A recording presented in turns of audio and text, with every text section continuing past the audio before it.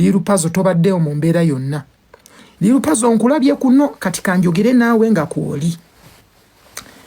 Liru Pazzo lwaki wayombesezza mbu simanya abannuupu tebansapootinze? Show yange ya politics. Kikibuze kisooka. Abantu ba Nuupu tebateekeddwa kumpuushinga. Bafani ba music owange be balina okumpuushinga. Bannayuganda. Nina mikwano gyange ba Eddie Mutwe bakyali bange, ba Nubian Lee bakyali bange, Bobby kyali wange.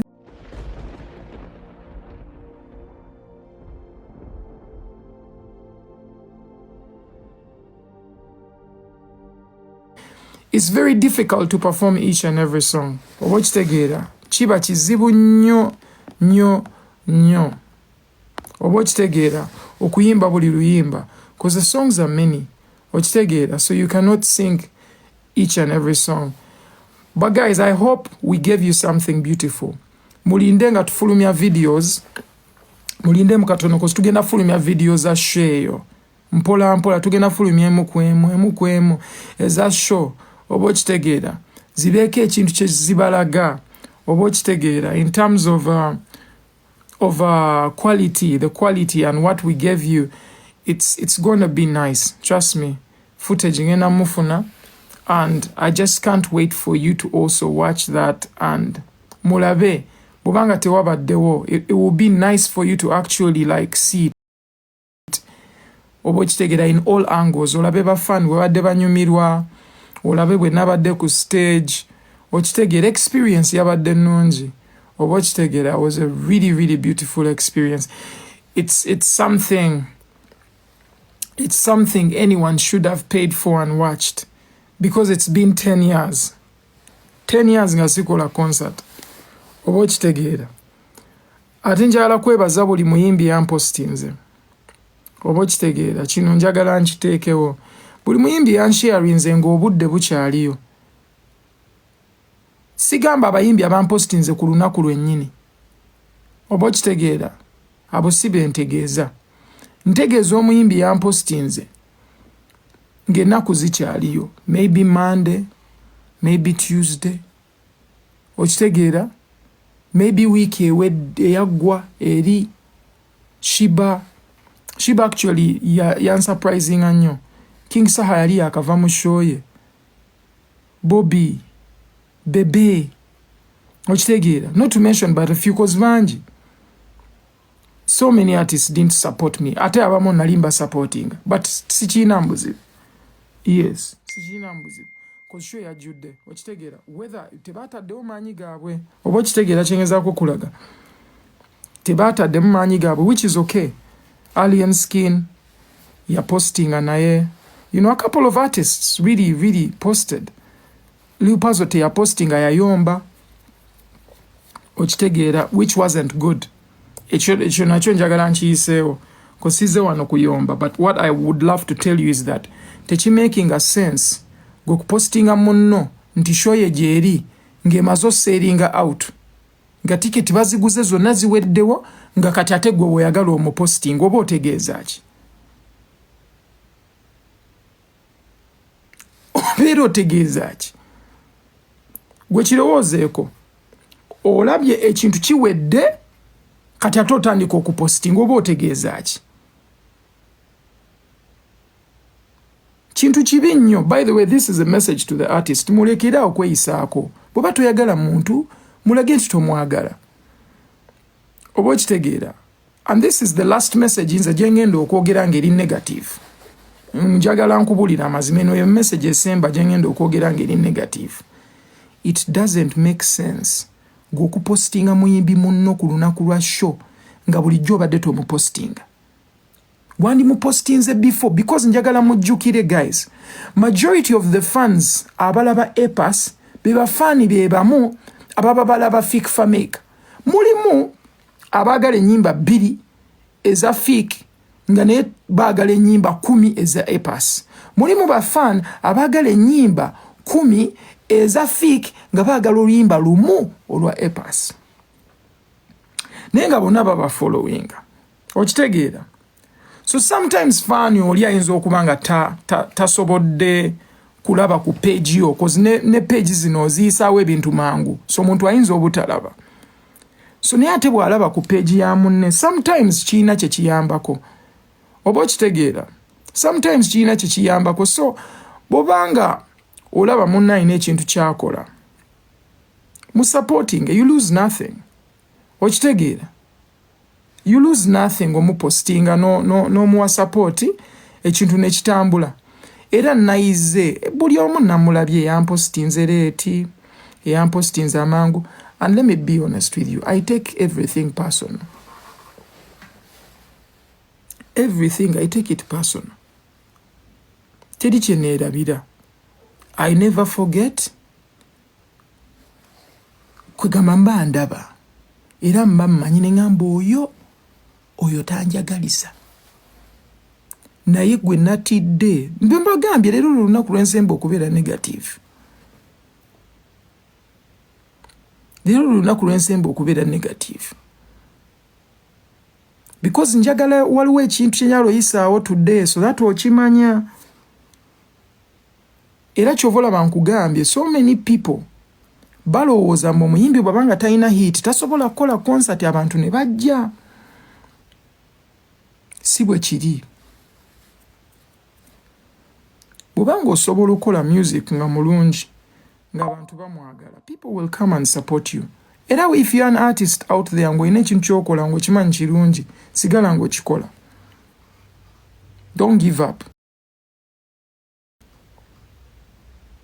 Gwobeera ne plan yo, gwe kola plan yegene mu maaso. Omwaka oguwedde gwonna sente zonna ze nali nkola nali nziteeka mu show, kusasula rehearsal, kusasula biki byonna. Buli katono ke nafunanga nteekawo nsobola ozimba ekintu kyange. Show yange wagirabako promoter nalina okyeyimiriramu ngezeeko whatever I can. And so many friends came out to me ne bansupportinga, which is very, very admirable. And I'm thankful. Teri muntu gwe nja kuyisa bubi. Naye buli muntu eyandaga omutima omulungi. Buli muntu eyandaga embwa. Ngenda mulabanga ataliiwo.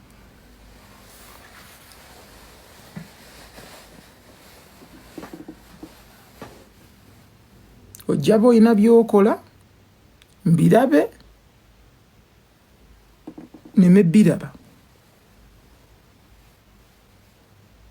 Basiina biteekako kigambo nja biraba ng'ebitaliiwo. Kyonna kiyize. Ekirala kye nayize mu concert eno, nayize nti abantu abakuvuma ku internet toyina kyoli, toyina kyosobola, toli kikola, kyegenda kusala, gumikiriza ogenda kulaba obutebe, kwatirirako ogenda kulaba obutebe. Ekintu kiri kimu, aseka asembyeyo yasinga oseka obulungi.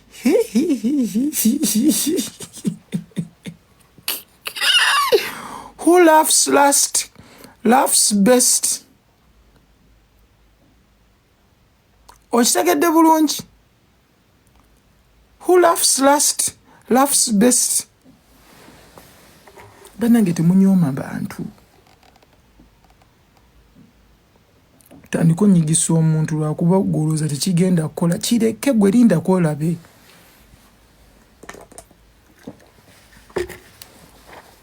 Oyo yagwa. Nabagambye leero ensembe okubeera negative. Eyagwa byebyo byakola, ndooza wabirabye.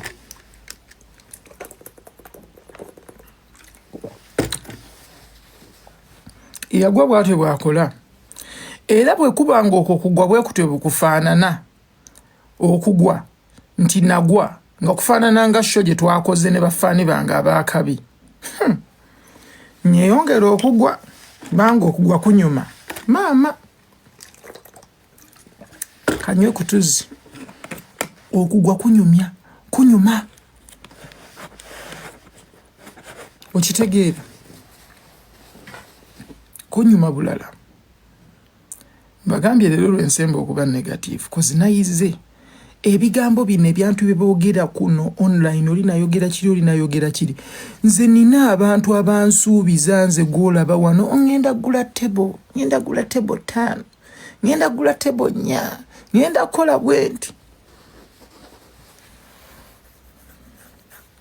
yadde noggulemu n'amasimu tebakyakwata ate kiba kibi nnyo mukubira ennyo ajja gamba okimanyi gundi ono ankubira nnyo kakati gwe aba yakuwa olunaku n'obivaako n'okitunulamu n'ogamba omanyi ize okitegeera because abantu bangi boogera naye ng'okola kutono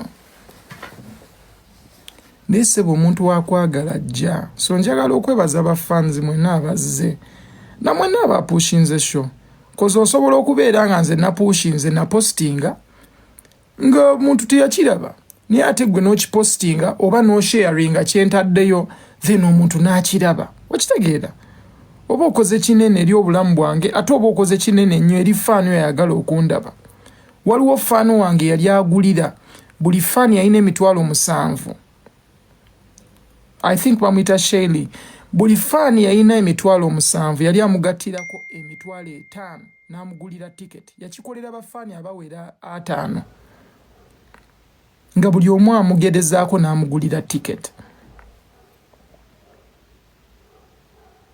gwe tekikwewuunyisa okulaba omuntu nga faani nga talina mu Uganda nina making sure nti everyone yalina challenge ofuna ticket yagimugulira ate ebyo byonna nga biyamba concert yange ebeere successful. That's love. Oba okitegeera. That's love. Era nga bwe mbagambye, so many people from now onwards sigenda beera negative, omuntu wanvuma ngenda mwebaza ti Mukama akumpeera omukisa. Nolabye ne ba presenter abamu abanvumye abamu. Mulimu abali positive, mulimu abanvumye, labye yambadde, laba kino, munnange. Tebiwoomera buli omu. Byenyambadde biyinza obutakunyumira, ne waliwo abalala bye binyumira. Era ojja tusonyiwa okubeera nga saakunyumidde. Naye nabadde sambalira ggwe, ojja kunsonyiwa, nabadde nyambalira nze.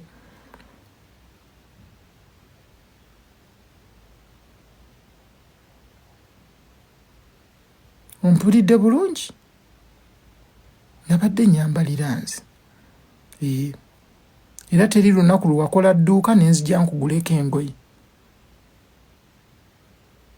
Era siina lunaku lwe nali nkupangisizaako obeere designer. Designer wange yavudde UK. Yali nnyo ennyonyi n'ajja wano ku Lwokubiri n'amaliriza outfits zonna, yakoze outfits z'abadancers zonna. Buli outfit gye walabye badancers bayambadde zaabadde z'abadesigner 3. Bakola outfits ezo ate mukwano gwange yanjiriddewo omubiri as a friend. Buli design yankoledde yanjiridde omubiri. They supported and they made it happen. They supported and made it happen. And he flew back to the UK on Saturday. So, gratitude. We are here thanking other fans. Obokitegeera. So big up to every fan that supported. Big up to namwe ababadde tebaliiwo nga muli outside Uganda n'esho mwagirabye. Mwebale kusiiminga. Ayomba nti teyabadde invited abireke tayomba. Tayomba. Tetwade tusola bi-invitinga buli omu. Yeah. Twade tusola ku-invitinga buli omu. Yeah.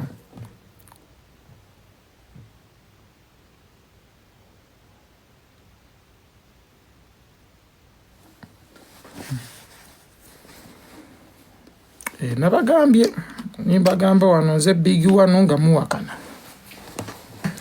kakati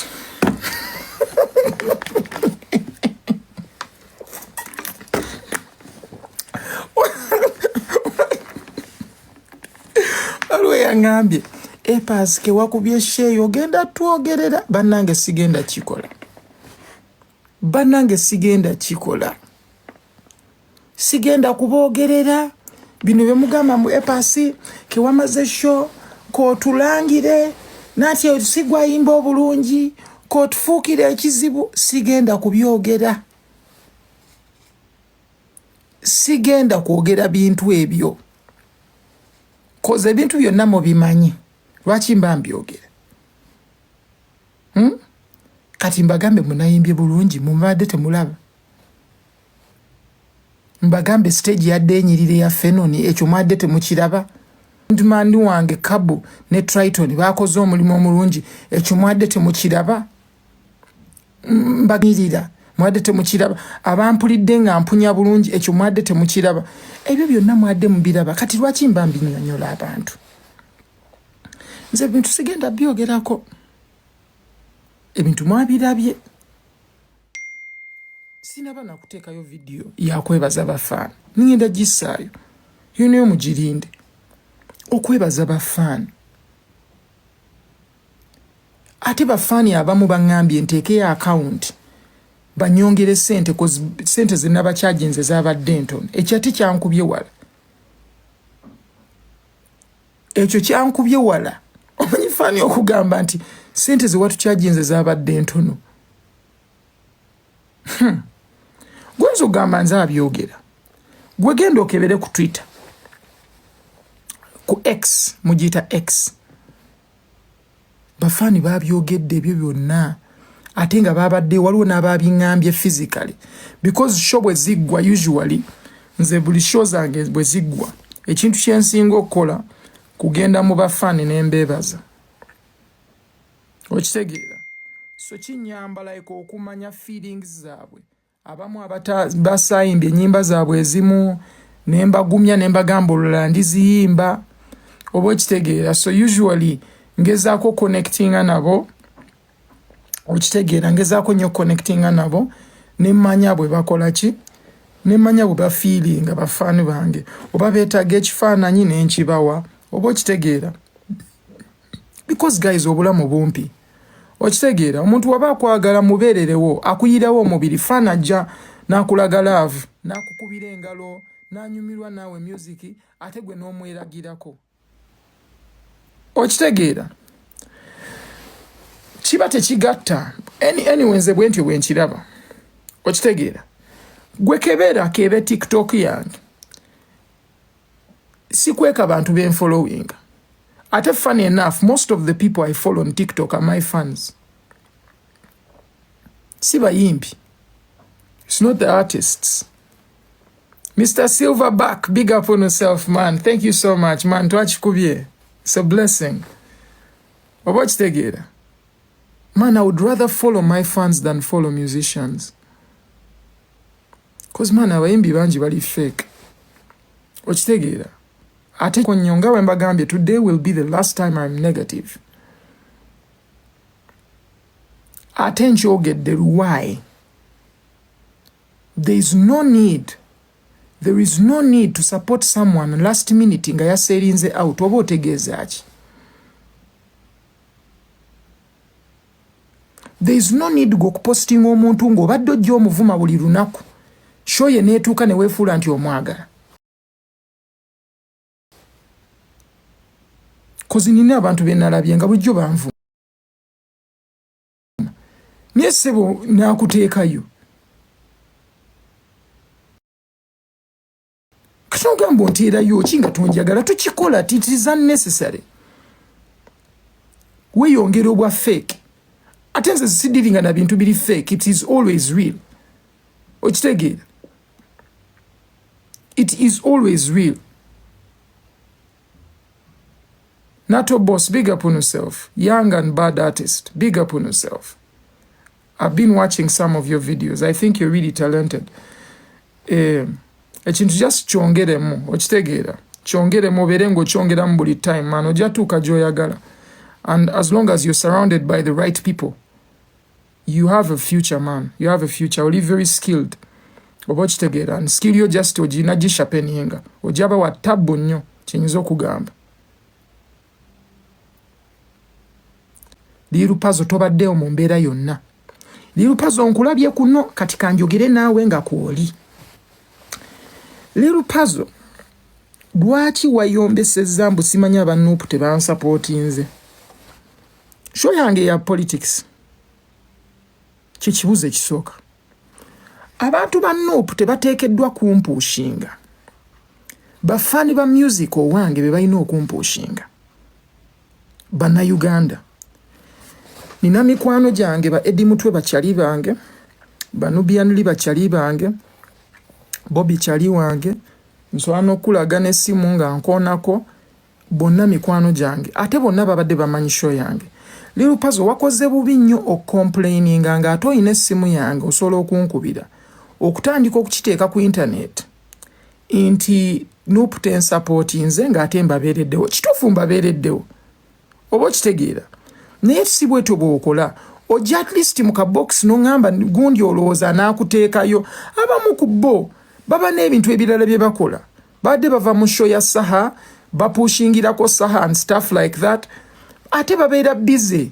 Oba okitegeera? Sola bateekako mbeera mbu ate gundi nteekayo nze sinoonya sympathy. Era nakyogera even before. Sinoonya kunsaasira. Ndi mwana atalina mwasirizi. But I'm thankful ku buli omu abansupportinze. Naye Liru Pazzo gwe wali oyombera. Gwe wali tontaddeeyo. Page yo teyaliiko kintu kyange kyakumpostinga. Show yange bwebanga yali ekuluma nnyo. Gwe kennyini wandisituse n'ogamba omanyi Apass mukwano gwange. Kankwate muteereyo. Okitegeera? Then bw'omala okunteerayo yomba na buli omu. Bw'oba osobola oyinza n'okkuba. Oba okitegedde? Naye bw'obanga si bw'otyo bw'otandise, then oba olimbye. Oba okitegeera? Oba olimbye si bwe batyo bakola. Ekyo kyenyinza okugamba. Liru Pazzo saakuyita ku press conference yange. Tewajja. Okitegeera? Show yange yatuuka nakuweereza message nina ne WhatsApp. Nakuweereza message. Tewajja. Teyaliwo press conference.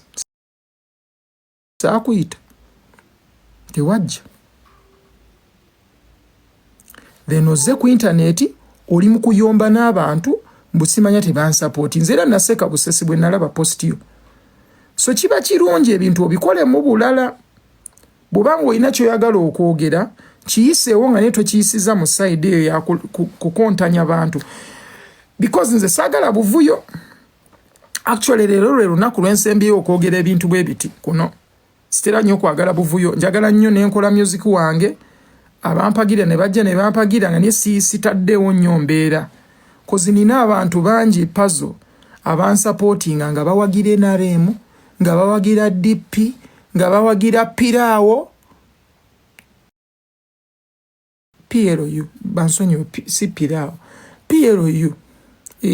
Nga bawagira PLU, nga bawagira bali aba green. Kwegamba basically abantu baba bangi, okitegeera. So tetusobola nnyo kunyigisa mbo simanya gundi side eri ye ino kikola ogo si mulimu gwabwe. Naye bwe bagweteekako guba gwabwe because they want to support you. Oba okitegeera? Support your music. Oba okitegeera? Tetulina nnyo gitwala eyo side. Oba okitegeera? Support your music. Music abeere music n'ebya politics bibeere bya politics. Nze buli omu akimanyi mpagira Bobby. Oba okitegeera? I have always supported him. I have always been a friend. And I appreciate his support as a friend. And when we talk about music. If we want to talk about politics, we can still talk about politics. Okitegeera. Naye ono abeera music abeere music. Tulekeraawo okozesa bakyali baffe oyagala okozesa ekyaliwo mbu lwakuba oyagala show yeekole lw'oyagala obuuze Bobi Wine omukyalire. Okitegeera obeera user. Saagala kubeera user ku kyali wange. Kyali wange bw'aba anjagala era aba amanya ebintu yange bwe bitambula. Ajja kumanya nti olinayo kasho. Agambe muganda wange kankole ki? Kamuteekeyo mu supporting. Kati gwe twalaba Lil Pazzo Bobby yampostinga. Naye gwe tewakikola. Naye ng'ate gwe wali oyomba. So tewandiyombye. Wandikoze eki? Wandibadde ompushinga. Waina show Lil Pazzo ne kuno kwennyini kuno nakukolera video. Njala kulaga bw'oli fake ne kuno kwennyini nakukolera video. Ne njikuteerayo ne nkupushingirako enkudi festival ng'ogenda okukola show. Gwe video ye eri wange onkolera ng'oyagala ompushinga. Eriwa wadda mu kuyomba n'abantu. Lil Pazzo toyomba n'abantu. Abantu baleke. Big one. Omanyi waliwo big 3 naye nze big 1. Nkugambako obugambi. Ekintu kino kitunuze mu ange endala. Okitegeera. Kitunuze mu ange endala eri ango si nnungi. Okujjako nga walya. Nebo nga tewalya kitunuze eri.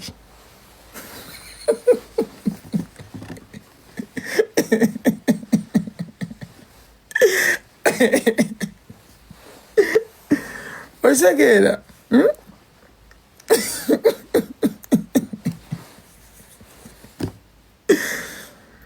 Guys, man mwebale kunsupportinga. Buli yansupportinze babe n'atansupportinze kiri okay. Show yakoze. Okitegeera. Temwabadde maanyigo naye yakoze. So twagala okwebaza aba fans cause kyekisinga obukulu. Oba okitegeera. Anything negative tetwagala kirwako. Lil Pazzo nkwagala era nkwagaliza birungi byokka. Oba okitegeera. Fena tubeere wamu okitegeera. Tufune engeri gye tusobola okweyamba. It's very, very important. Eby'emabega tubisse emabega tugende mu maaso. Oba okitegeera. Bulamu bumpi. Leero wooli enkya toliiwo. Okitegeera.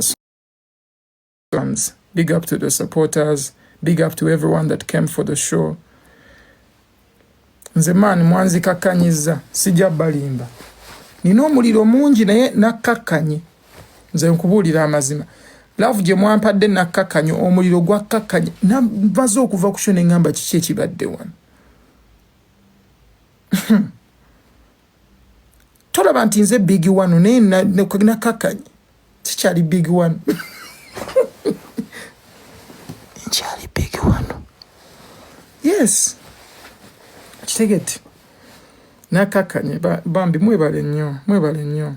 Ate njagala okuyisaawo ne kino. Buli omu yarekodinze show yange n'essimu ye enkadde oba ne kakamera ke akalayisi n'ateeka vidiyo eyo ku YouTube ng'eweze eddakiika ezisukka mu 3 ng'orekodinze show yange. YouTube yonna ogenda kugyerabira. YouTube yo ogenda kugyerabira. Buli omu bw'obanga omanyi wakutte essimu n'orekodinga show yange. Nze sinnateekayo gw'oteekayo otya. Nakutte kamera twataddewo kamera 15 ne drone zikwate show yonna mu angles ennungi. Abantu basobole okulaba show eyo ng'eri clean. Tuli mukola edits. Gw'okutte show yonna mbw'osimanyi ogiteekayo. Wakozeewa.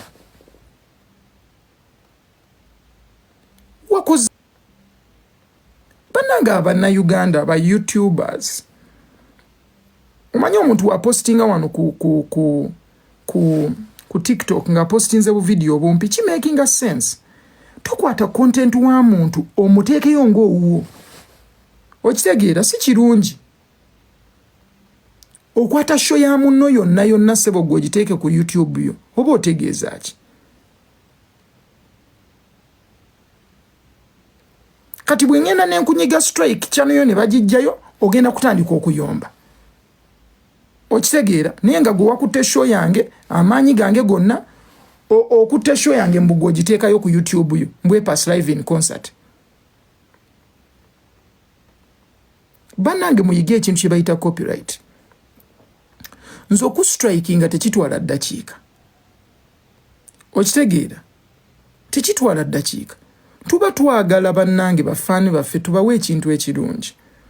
Naye gwe tokwata waaka wa munno, effort ya munno, okwate show ye yonna ogirecording ogiteeke ku YouTube yo ng'ebintu byo gw'olaga abantu. Kyokka naye kyali mu kkola. Ali mu kukitereeza, yahayarinze kamera zibikwate, footage ayina omweditinga, agenda sasula abantu bamweditinge, gw'obikutte mu gw'obiteekayo. Ekintu ekyo si kirungi. So ba YouTubers abakutte show yange n'oteekayo ssaawa 2 eza show yange bambijjayo remove nga sina kukola ki ku striking. Mbawadde ekiro kya leero bwe naakeera ku makya n'ensangayo show, bwe naakeera ku makya n'ensangayo show ku YouTube. Ondabye bwenkaddiye n'akakofiira. Thank you so much Dr. Sue. I do not want to see my show up there. Okitegeera, because I'm going to upload it myself with the best quality. Quality yennyini entuufu abantu gye balina olabirako. Sezo quality zammwe ezo nga mukwasiza katooki, okozeseza Nokia katooki, oyagala okulaga abantu show nga sound eva mu ssimu. Kyokka ffe sound egenda va mu console yennyini yakoze show. Ebyo byonna obiremesa abantu lwakuba gwe oyagala views. Please, if you're a YouTuber and you uploaded my video, gijeyo. Abantu bokka bakkirizibwa okupostinga ebintu yange bali kuno. TikTok, people can post what they want. Instagram, feel free to post. Facebook, feel free to post. Twitter, X, feel free to post. YouTube, tochikola. Tochikola. Kozi ne kuno kwennyini nsobola postingayo ka video akampinga kalungi oba okitegeera. Ando omuntu omulala n'akaggyako n'akateeka ku ye naye n'akapostinga. Si kiina mbuzi, sigenda kulwana naawe. Naye ekintu kyo kikola ku YouTube kirala. Mu Nsonga concert, because oyagala obeere ne quality control, oba okitegeera nga quality efulumye yeeyo yennyini, siino quality y'ebikwangala. YouTube shorts teziina buzibu. Omuntu wabanga akoze shorts ze za YouTube, it has no problem. Those are shorts. Oba okitegeera. Naye bw'ebeera nga full recording man, biba byambwa. Oba okitegeera, koze omuntu aba ataddemu obudde bwe. Okitegeera, omuntu aba ataddemu obudde bwe ate nga yagala bafaani be bafune quality ennungi. Waliwo agambye munnamutama, weebale Mukama akumpeera omukisa. Yongera okwetamwa. Yongera okwetamwa. Balina obwongo obunafu. Musaasire abantu abamu. Teryakumanyi. Oli wano tawaanya abantu. Oyogera ebintu bingi. Ate nga tewali akwagala wano. Tambula vaawo naawe. Oli mulogo, tambula va wano. Please. Twakuwa abalogo. Waki ojje wantu gy'otayagala? Yeah? Kiki ekiba kikuleeta ewantu gy'otayagala? Genda gy'onyumirwa. Osembedde ssebo ojje wantu w'otayagala. Omanyize wano saagalawo. Omanyize wano saagalawo. Bw'obanga toyagalawo lwaki oli awo? Anoonya okuloga. Mukeereze obulogo, please. Kintu kikulu nnyo. Genda onoonye ebyokkola. Genda onoonye ebyokkola bingi nno. nze naze wano kwogera n'abafaani bange beebaza bw'obanga toli omu kuba otambula ogende oba oli youtuber eyateddeyo konsati yange oli youtuber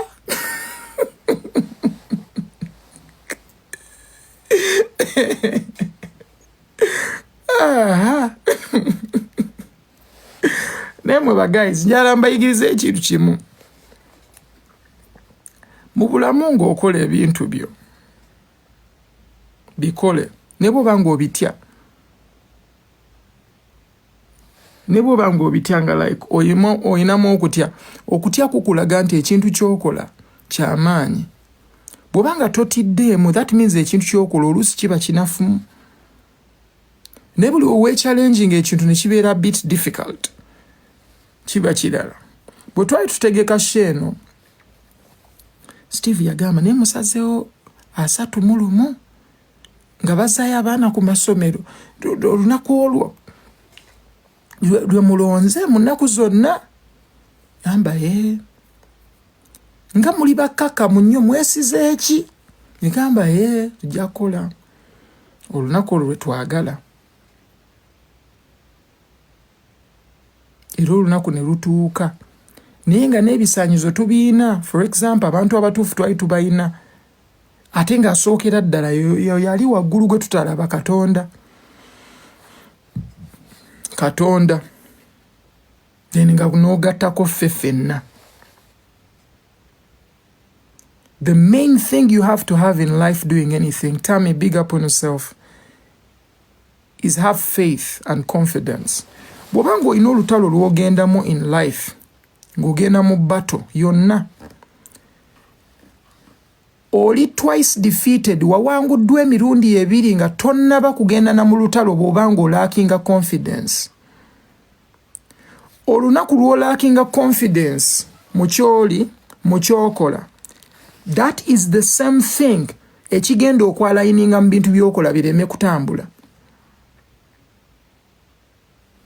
Nze buli lunaku nekkiririzaamu kyova olaba abantu bagamba nina amalala. Naye nga teri malala gaamu. Temuli malala gaamu. I could be the most humble Ugandan artist wano. Naye nga ate nze gwe bakyasinza okugamba nti nina amalala. Sitya kulinnya boda kuva dda, sitya kutambuza bigere, sitya kubuuza bantu ku nguudo, sitya muntu kuŋŋamba tanjagala ne tuwogera physically bw'abanga akisobola, seenyinyala bantu. I've kept it real. Nze era neewuunya if someone is saying, oh, Apass yeeraga, buuza abantu abamanyi. Gwa woba otandikira okujja okutegeera ani gwendi. Cleopatra, my dear. Cleopatra, I love you too. Thank you so much for always supporting me from day one. Cleopatra, thank you. I appreciate you. Much love. From day one, you've been there. And it's really sad that you didn't attend the show, but we're trying to upload some bits of the show and then we'll upload the full show as well. But it's going to take some work. Yeah, it's going to take some work. My leader, Kabu. He made sure that we have the best sound possible. He made sure that we have a lovely show. Man, Kabu was sick during, and this is not something I should say, but for me personally, like, it touched me, and I'm being honest with you. You know, we all have friends that work with us and try to see that things work. But Kabu is special to me. Obochitegeera. Kabu yajja mu rehearsals ezisembyeyo zonna nga mulwadde nga alina typhoid, nga bamujjanjabira ku rehearsal nga akola. Omulala agamba kangende ewaka, I'm not feeling well, so let me go home. Or, you know, no excuses. That even in a time where he was not feeling as good, he still showed up. He still showed up, man. Gaye nga mulwadde nga bamujjanjabira ku ki? Nga bamujjanjabira ku rehearsal. Okitegeera? ekyo tekikwewuunyisa gwe blood koza abantu bangi agamba nkooye wiiki yonna eyo neeno wiiki yenna abadde awona buwonyi ate omuntu yenna yali alwaddeko oba osobola okitegeera. It's just so special, man. It's just so special. For me, all I can tell you, man, if you have a good friend, respect them and honor them. Babanga mukwano gwo. Respect and honor them because, man, good friends are rare to find. And I'm being honest with you, like people will come through for you in tough times. They are hard to find. So many people are there with you because things are okay. But if things get tough, people run away. People tell stories. People want you when you're winning. People want you when they win. When you're struggling, it's hard for people to care too much. It's like, man, like you become a burden. You become a burden. But when you have people around you that even when a lot is going on in your life, they still stand with you. It's special. It is special.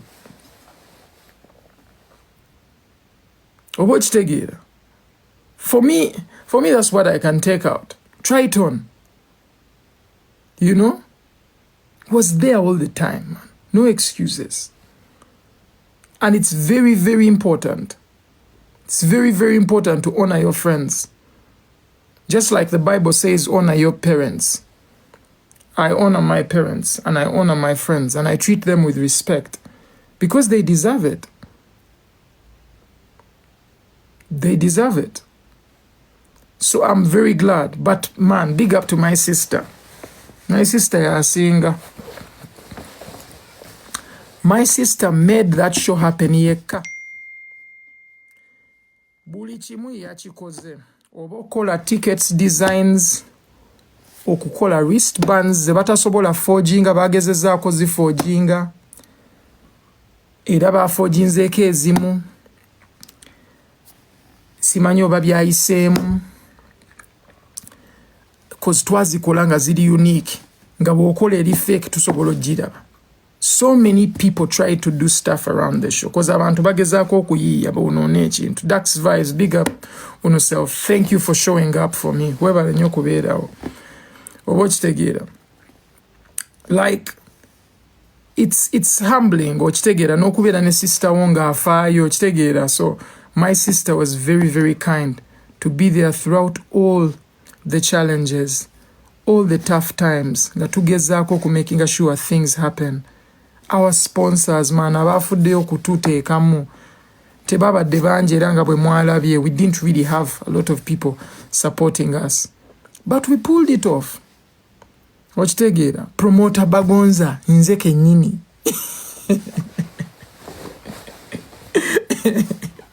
Najoininze Abitex ne Bajjo.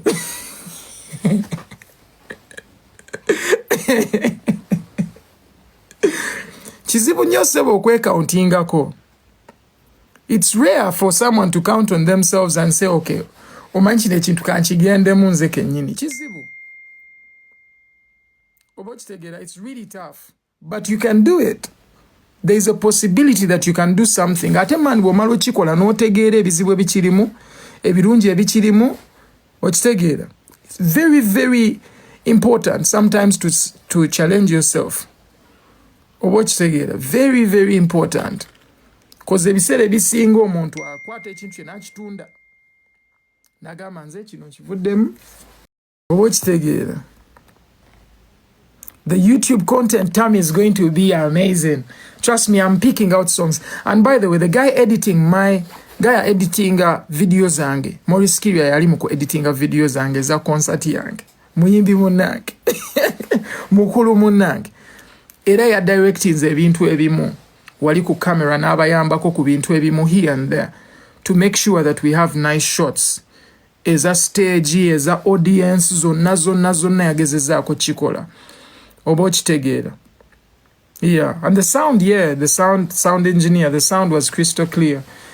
Because osobola owulira omuyimbi ng'ayimba. Gwe tolaba usually tufuna challenges abayimbi bajja n'ayimba nga naye soundman amusanze awo ku stage wennyini. okitegeera nze sound man wange mbadde nkola naye mu rehearsal, and that's exactly how you have to do it. And it's something I didn't know even me personally, but talking to Kabo, he told me when you're performing, you perform with your engineer. The engineer is part of the performance. Naye abeeranga muyimbi. Aba amanye weetaaga reverb, aba amanye weetaaga gain wanagyongeze on a particular song. They know everything. So akuongeza okusinziira ku luyimba. If a song needs more calmness, aba amanyi level kwagenda oddusa. Oba lwetaaga okuongeza nga oyimba oluyimba nga lwa amaanyi, the person will give you that. That is what a sound engineer does. Like your sound engineer on the stage, they need to know you. Okitegeera. But these things where you just meet people on the stage, that person does not know you, doesn't know your set list, does not know what songs you're going to sing. Omuntu oyo tasobola ku-curatingira performance nungi because aba talina kyamanyi ku byokola. They just get to the show, put sound, akuwa mic, nga kugamba tandika kuyimba. Ogenda okuyimba, maybe ebyuma byongeza nnyo. Now if it's too loud, do you know what happens?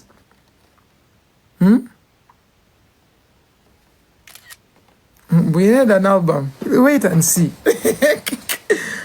So if someone makes it too loud, ogenda bateweewulira otandika okuwoggana. Okitegeera. That is what happens. Otandika kuwoggana. Kyova olaba so many people are wondering, Apass, kusheeyo nga adde to struggling nga totuuyana. Nothing is really happening. You come, naye eddoboozi livaayo, buli kimu kivaayo bulungi. Let me tell you, all that is just having the right people on your sound. Abantu nga bafaayo, nga baagala ekintu kyo kiveeyo bulungi. Ate nga babadde naawe mu rehearsal. I did rehearsals for 3 months. 3 months. November, December, even on my birthday, I did rehearsals. December 21st. We did rehearsals up to Tuesday of this same week. Tuesday of this same week when we had the concert on Friday, we were still doing rehearsals. We did rehearsals on Monday, we did rehearsals on Tuesday. And they had to also go through dress rehearsals at the concert venue yenyini. Nga tulina okukolerako rehearsals as well. And we had to do sound check. Nenze wano nina abayimbi bemmanyi wano abakolaganye n'abantu abamu abakola events.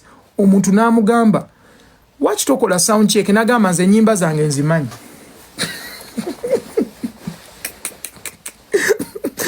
Try to do sound check. Tontalwanya ennyimba zange nzimanyi. Sound check yaki? Watch tokola rehearsal, ennyimba nzimanyi.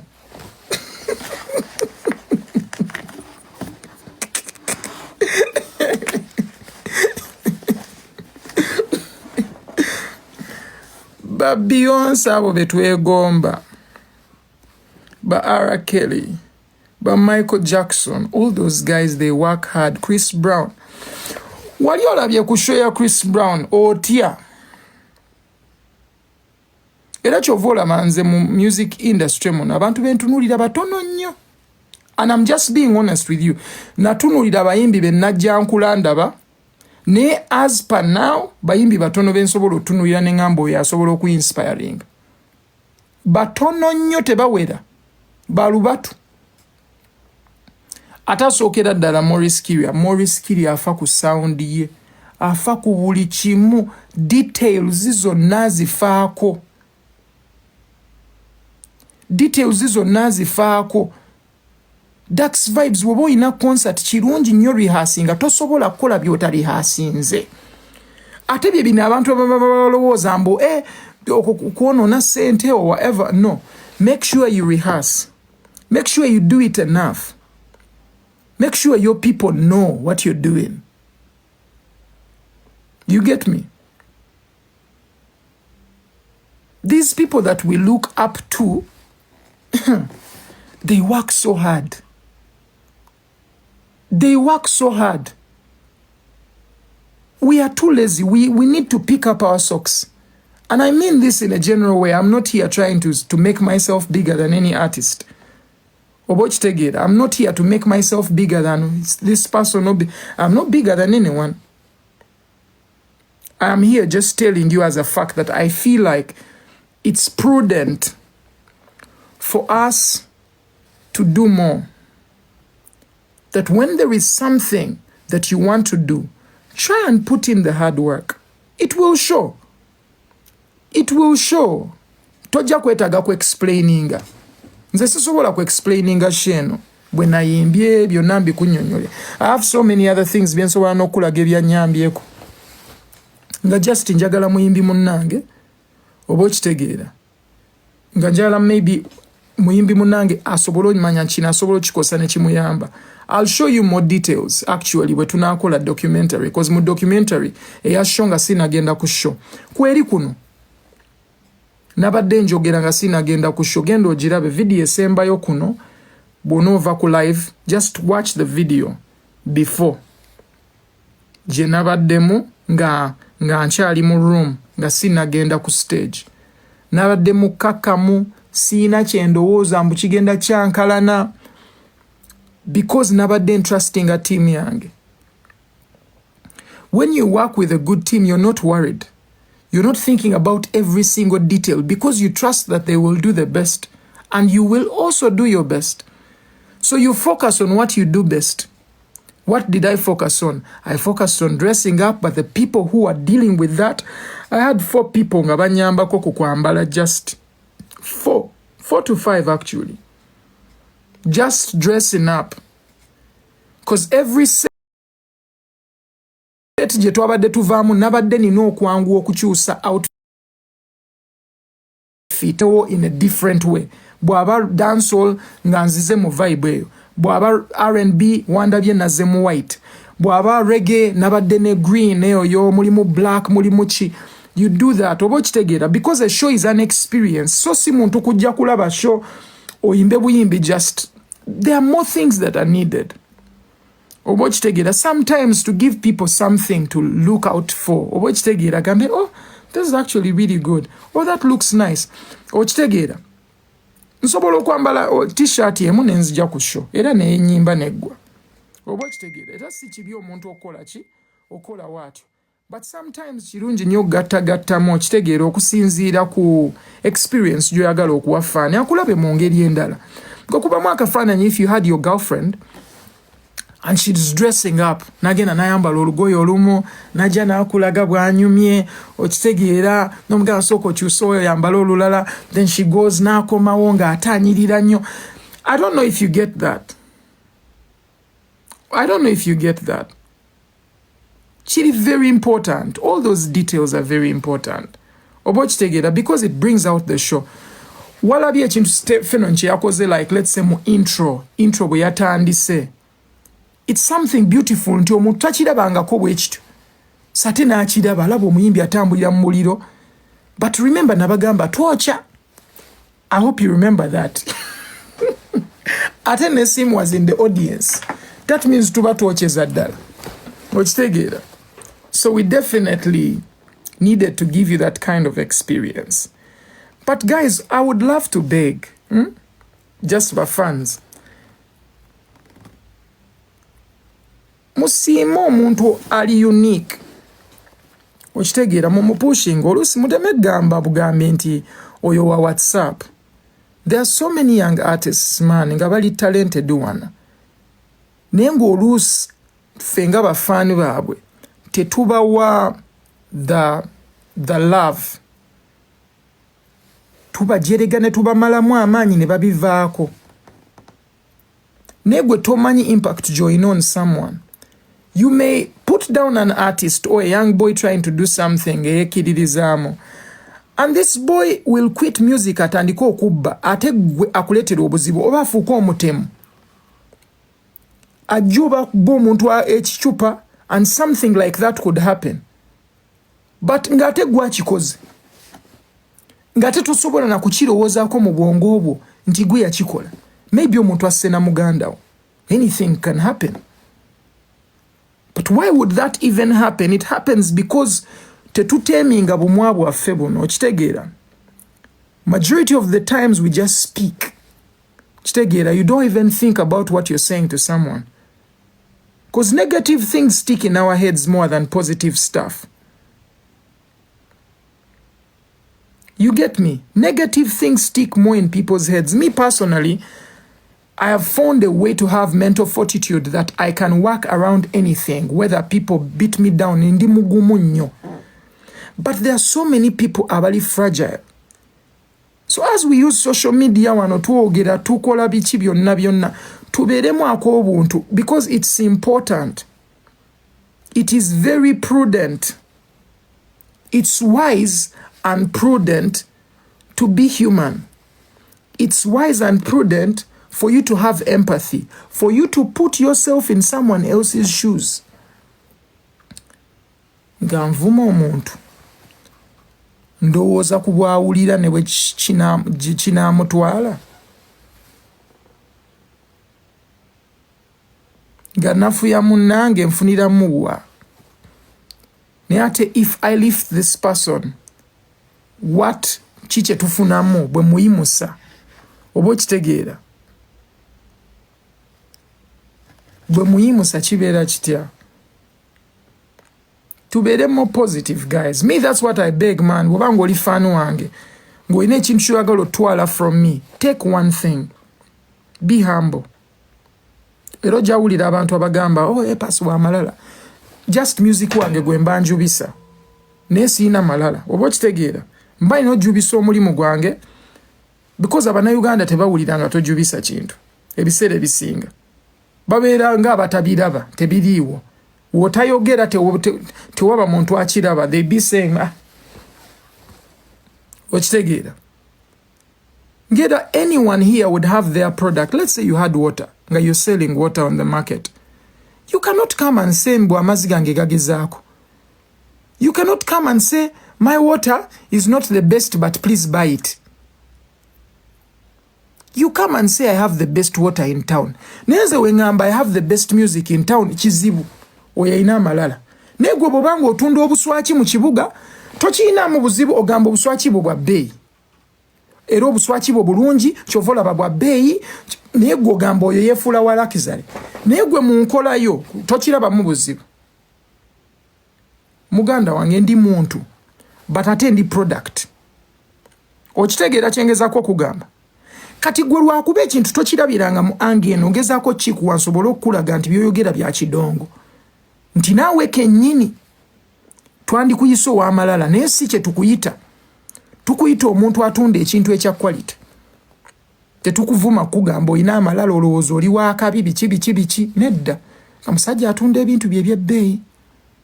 Omusajja atunda ebintu bye birungi bya class biri ku ssente bweziti. Mukyogerako neggonjebwa. Ne mukyogerako bulungi naye bw'afuuka omuntu ng'avuddeyo n'agamba nze ndi waakabi mu music gwenkola music wange mulungi nga mutandika omuga alowooza waakabi. Alowooza waakabi. Ayina amalala. Bantu bameka be nali nvumye gwe b'omanyi. Singa owa abantu chance abamiitinzeeko nga 1,000 obabuuze kiki kye bandabamu nga bamiitinze oba okwogera nange osobola okutya. Comment ziyinza obutaggwayo z'okugamba nti Apass muntu mulungi. Naye kyangu nnyo okugamba nti ndi w'amalala. Mubuuze shubu. Kyangu nnyo okunjogerera. Nze nali nfa n'esheno nga noonya ssente kikubuulire. Tikiŋŋaana kubuulira nti nange nfuna challenges ng'omuntu. Nga noonya ssente nga waliwo ebintu ebibanja ate nga byetaaga ssente immediately. Ne nina mikwano gyange abamu mbwakinga out nabo. Oyo shubu asobola okunjulira. Oli n'akwata ssente n'azikuwa nga tagula tebo tagula kinga n'ezigula tebo. N'azikuwa. Nagamba Apass genda okole ebintu byo. Mukama abeere naawe ffe tujja kulaba ku TV. Ffe tujja kulaba ku TV. Naye singa nali wambwa teri yandinyambye. Nze nkubuulira kabebe ba Steve abo okubeera nga asobola okumakinga sure nti budget yange ebeera very less. N'abeera part of my sponsorship. Non-supporting is having respect.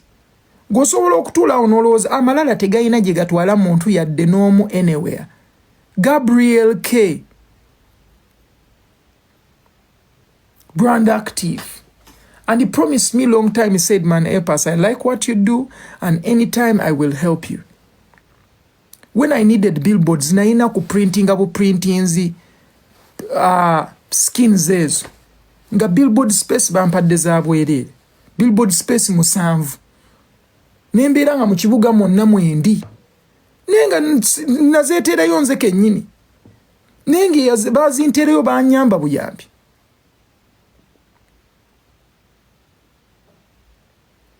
Guys, nze siri wano okweraga.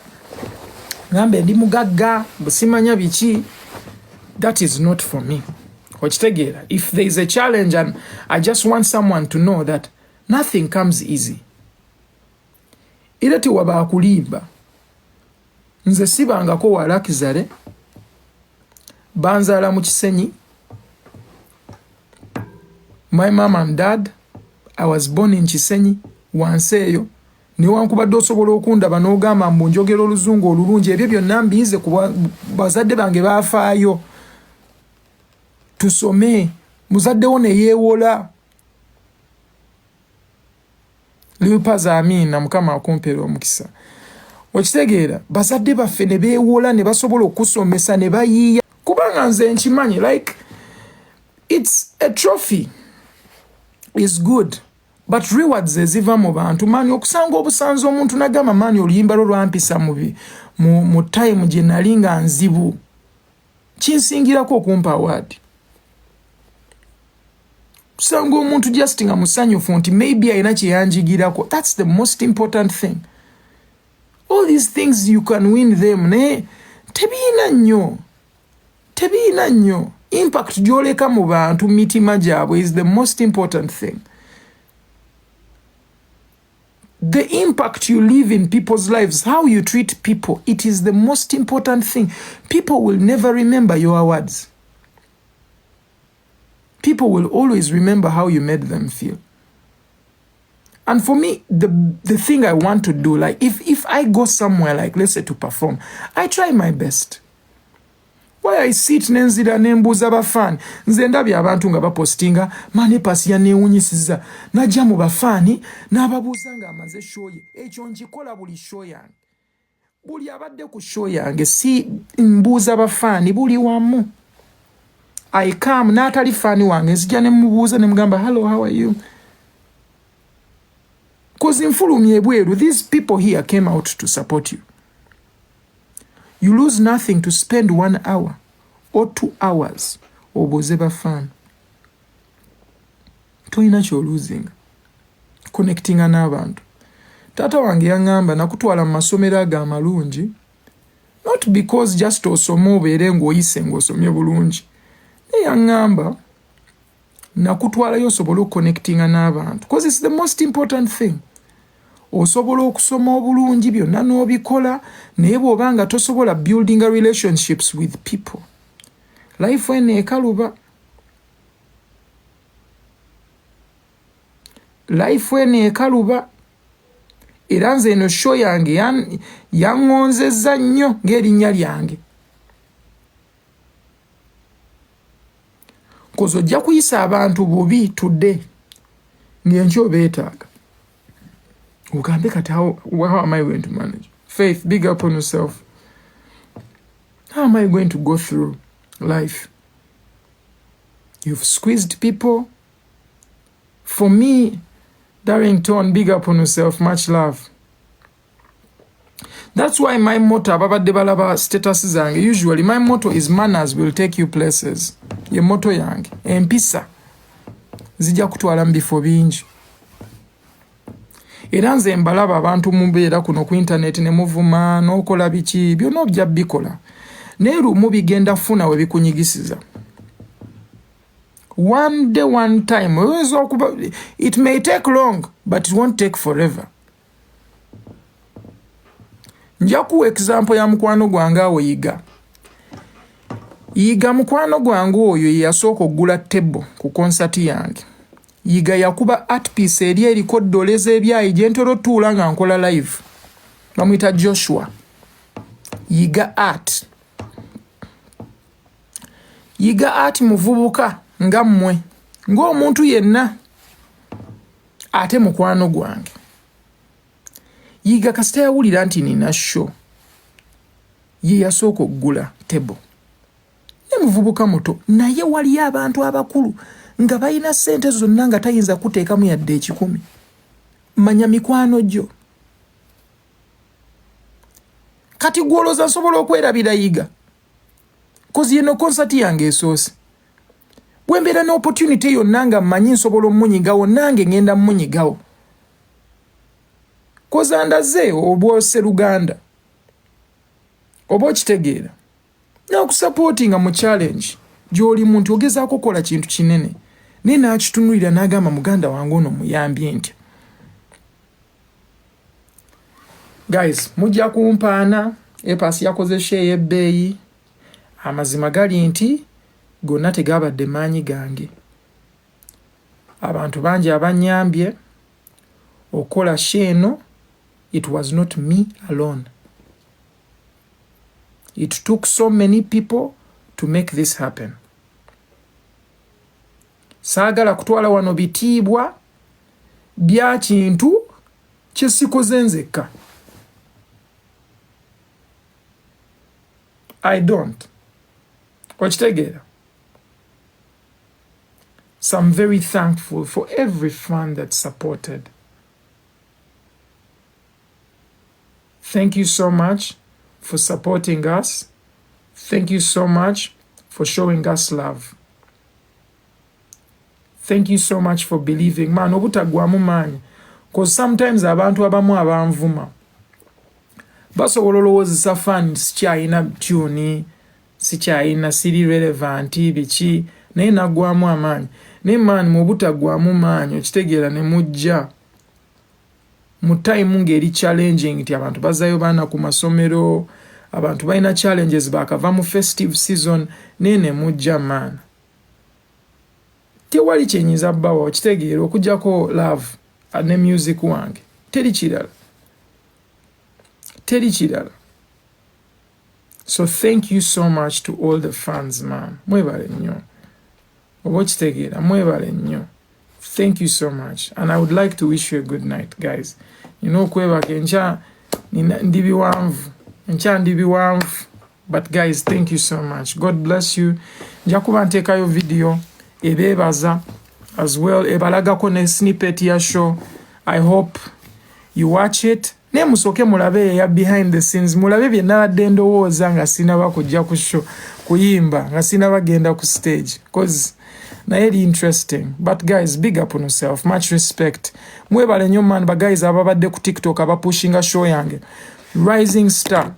Big up on yourself. I've been seeing you ng'opushinga ekintu kyange. Okitegeera sikitwala for granted.